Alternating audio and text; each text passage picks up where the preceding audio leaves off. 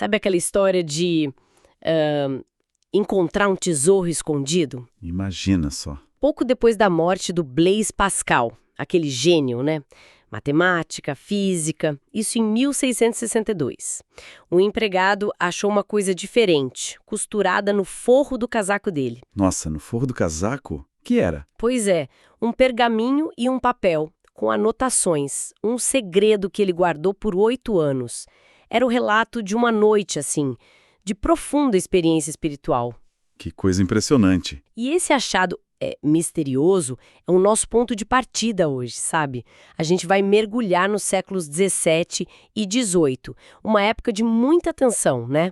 Entre a fé pessoal, aquela sentida no coração, e um certo formalismo religioso que estava ganhando força. Uhum. E, ao mesmo tempo, a ascensão da razão com R maiúsculo mesmo. Exato. A era da razão começando a dominar o pensamento. Então, a gente vai focar hoje em Pascal e num movimento chamado pietismo. 2 nomes bem importantes para entender essa dinâmica. Sim, e para essa nossa conversa, a gente está se baseando bastante em trechos do livro História do Cristianismo, do Bruce L. Shelley. Ajuda muito a entender esse período complexo. É uma ótima fonte mesmo. A nossa ideia aqui é tentar entender como essas figuras, tipo Pascal, e esses movimentos, como o pietismo, defenderam a importância da experiência interior, sabe? Da fé que se sente. Isso numa época que valorizava cada vez mais a lógica, as estruturas da igreja. Como eles chegaram naquela ideia famosa do Pascal? Essa mesma. O coração tem razões que a própria razão desconhece. Como é que eles argumentaram isso? É isso que a gente vai investigar. Vamos lá. Então, primeiro, quem foi esse Blaise Pascal? Um prodígio, né? Nasceu em 1623. Revolucionou a matemática, a física. Ele inventou uma das primeiras calculadoras mecânicas. Um gênio da ciência, sem dúvida. Mas por trás desse cientista todo, tinha uma busca espiritual muito, muito intensa. E aquele tal memorial encontrado no casaco, ele revela bem isso. Ele anotou tudo certinho. Ano da graça de 1654, segunda-feira, 23 de novembro. E o mais impactante, ele escreveu: Deus de Abrão, Deus de Isaque, Deus de Jacó, não o dos filósofos e acadêmicos. Nossa, que declaração forte. Diferenciando bem, né? Totalmente. E termina com palavras como certeza, certeza, sentimento, alegria, paz, renúncia total e doce. Dá para sentir a força da experiência, né? Foi algo avassalador para ele. É impressionante pensar nisso. Um registro de 2 horas que ele sentiu ali, na presença direta de Deus. Algo que, bom, claramente marcou ele para sempre. Isso mostra muita convicção central do Pascal, né? Que seria? Que a razão filosófica, mesmo sendo poderosa, tem um limite. Ela não alcança tudo, especialmente a realidade de Deus. A fé dele se apoiava não só na lógica, mas numa percepção mais profunda, que vinha do coração, do sentimento mesmo. É um contraponto forte à ideia de uma fé puramente intelectual, né? Isso numa época em que o iluminismo estava começando, né? Exaltando a razão acima de tudo. E Pascal, mesmo sendo um homem da ciência, ele percebia os limites dessa visão. Sim, ele argumentava que a própria razão, no fundo, se baseia em intuições, em certos saltos de fé, como diz a fonte. Não é um sistema totalmente fechado e autossuficiente. Daí a frase célebre sobre as razões do coração. Faz todo sentido nesse contexto. Exato. Para a gente entender melhor ainda o Pascal, a gente precisa olhar para o cenário da França católica da época. A igreja era muito poderosa, muito ligada à nobreza, à coroa. Um poder enorme. E eram mestres na chamada casuística. O que era isso exatamente?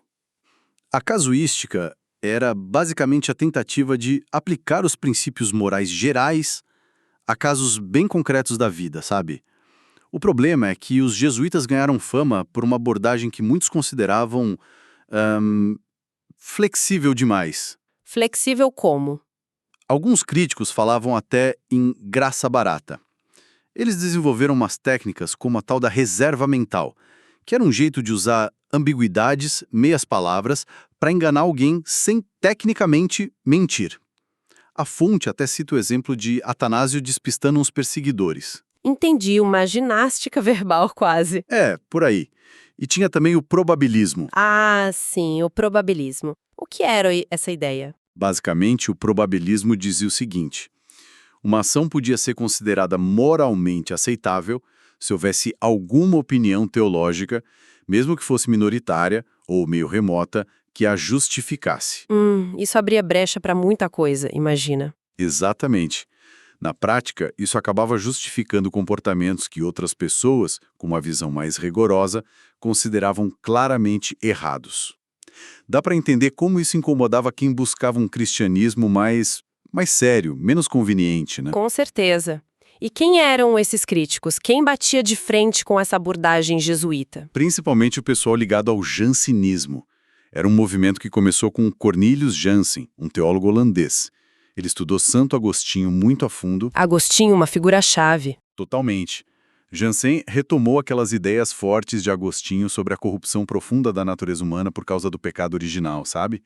A ideia de que a gente precisa absolutamente da graça divina para a salvação e também a questão da predestinação.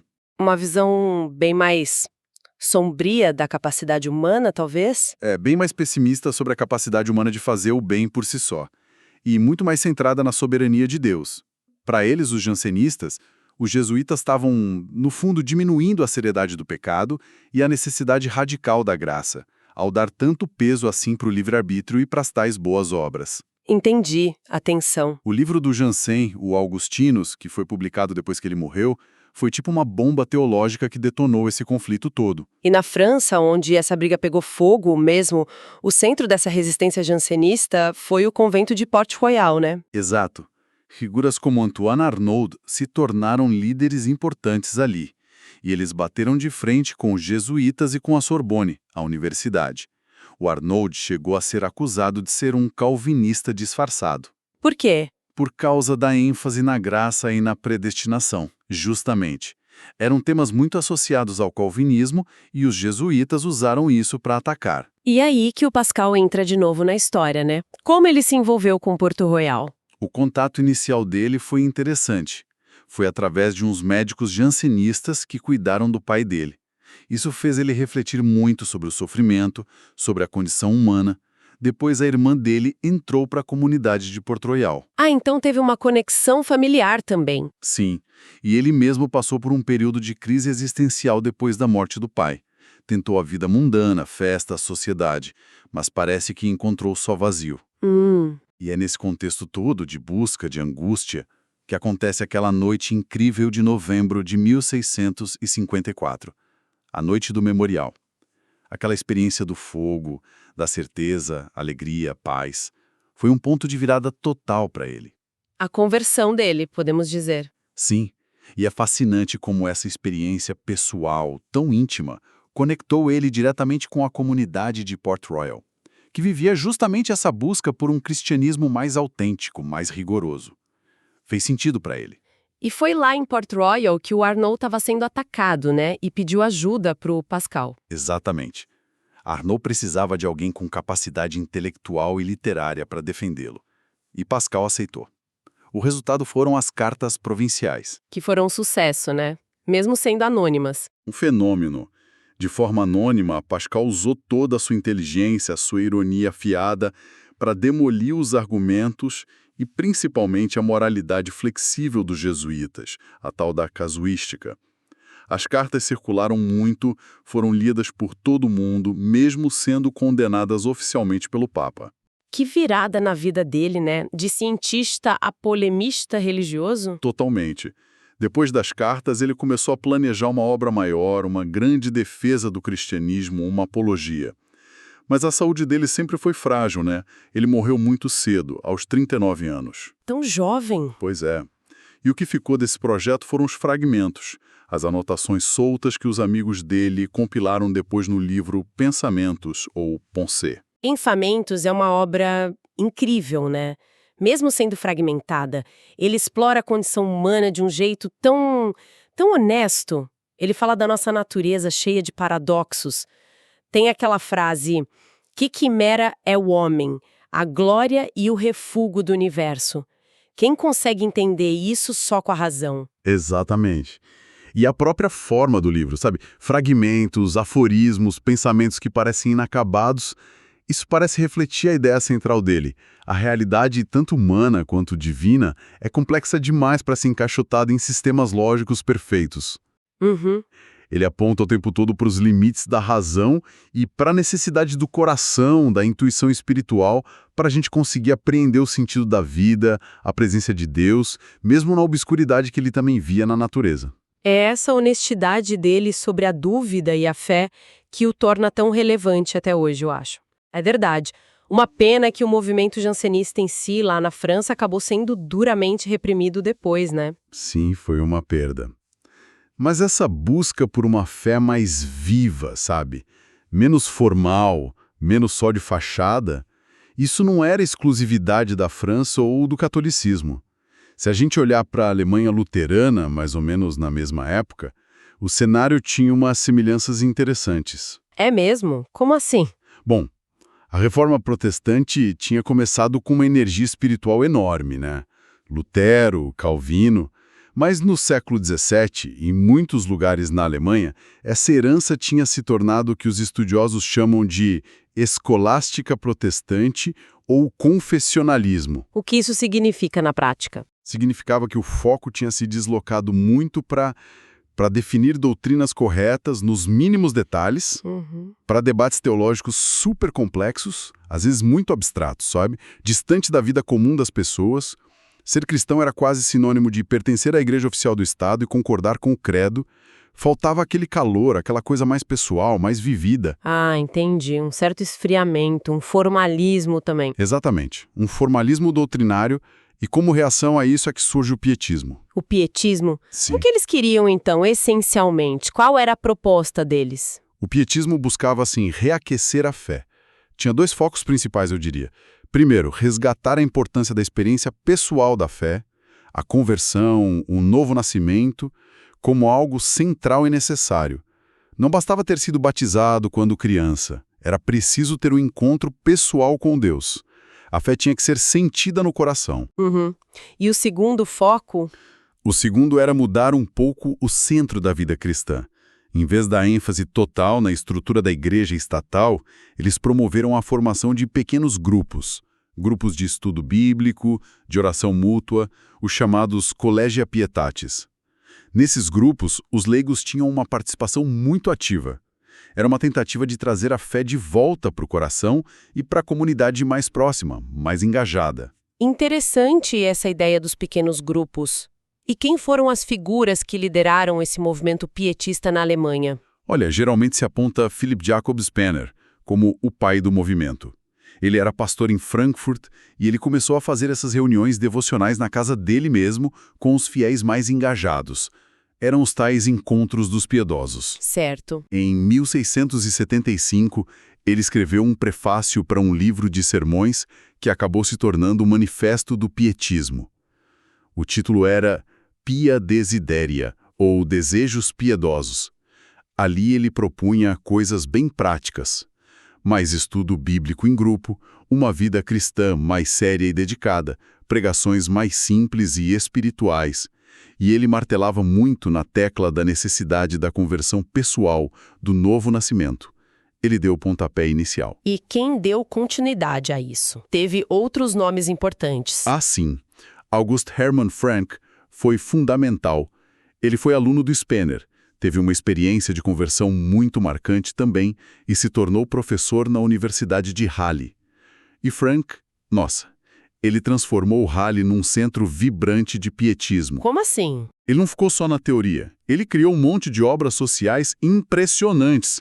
Escolas para crianças pobres, um orfanato enorme, hospital, uma gráfica para publicar bíblias e livros devocionais baratos. E Halle se tornou também um polo missionário. Os primeiros missionários protestantes enviados para a Índia em 1705 saíram de lá, inspirados por essa visão pietista de Frank. Que impacto. Então não era só uma coisa interna de sentimento, mas tinha uma ação social e missionária forte. Muito forte. E tem mais um nome que a gente não pode esquecer.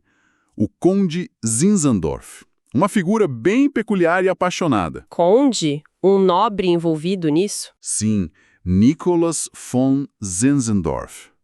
Um nobre muito fervoroso, com uma fé bem evotiva, muito focada em Cristo, no amor, no sacrifício dele. O sangue de Jesus era uma expressão central para ele. E ele fez algo incrível. Acolheu nas terras dele um grupo de refugiados, os irmãos morádios, que eram descendentes dos hussitas, um movimento reformador lá da Boêmia. E o que aconteceu lá? Ali eles fundaram uma comunidade chamada Herrnhut, que significa Vigília do Senhor. Zinzendorf se tornou o líder dessa igreja morávia reorganizada. E o mais espantoso é que essa pequena comunidade, Herrnhut, se tornou uma potência missionária. Talvez a maior força missionária protestante da época. Sério? Pra onde eles foram? Para todo canto. Índias Ocidentais, Groenlândia, Geórgia lá nos Estados Unidos, onde influenciaram John Wesley, aliás, África. Era impressionante o alcance deles.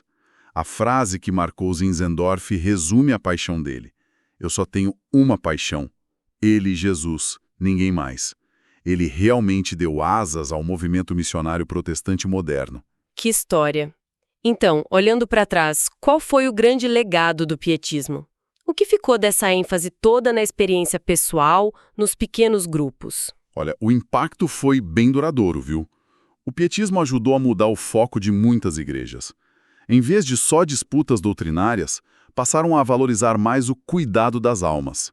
Isso significa pregação voltada para a transformação de vida, visita pastoral, aconselhamento pessoal. Uma pastoral mais próxima. Exato.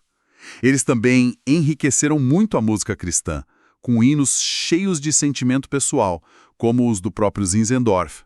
Valorizaram demais a espiritualidade dos leigos e a importância dos pequenos grupos como espaços essenciais de crescimento na fé, de apoio mútuo e, claro, o ponto central, colocar a experiência da regeneração, do novo nascimento, como o coração da vida cristã. Para os pietistas, era ali que a reforma de Lutero se tornava real na vida do indivíduo. E dá para ver claramente a conexão disso com os grandes avivamentos que vieram depois, né? Como os de Wesley e Whitefield na Inglaterra e nas colônias americanas, e mais tarde com o movimento evangélico moderno. Essa marca da conversão pessoal como algo decisivo vem muito daí. Sem dúvida nenhuma, é uma linha direta.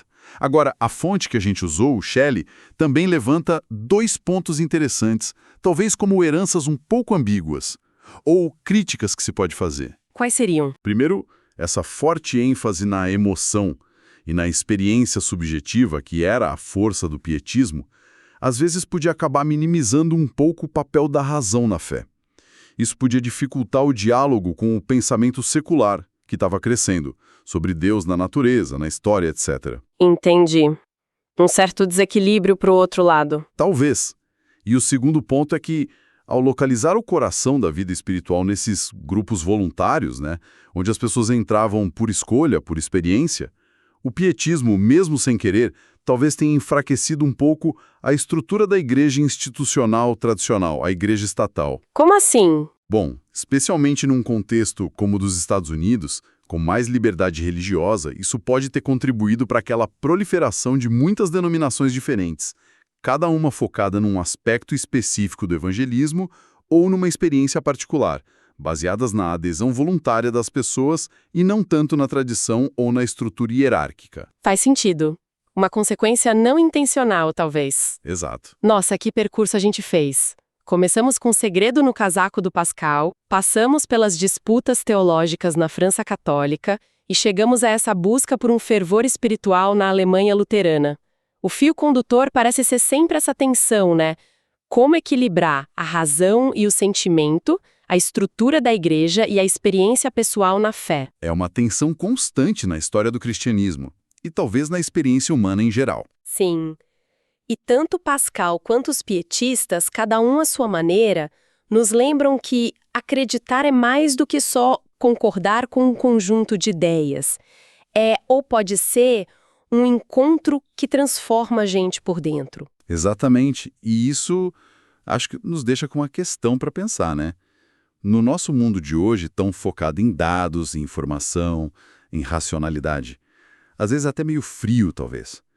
O que a gente pode aprender com aquela intuição do Pascal sobre as razões do coração e com a insistência dos pietistas na importância da experiência vivida. Uma boa pergunta. Como nós hoje podemos buscar um equilíbrio que seja saudável entre o pensamento crítico, que é super necessário, e a validade daquela convicção que vem de dentro, sabe? Daquela experiência que, como o Pascal descreveu lá no memorial dele, pode trazer certeza, alegria e paz. Encontrar essa harmonia é um desafio e tanto, né? Um desafio constante, sem dúvida. Fica aí a reflexão.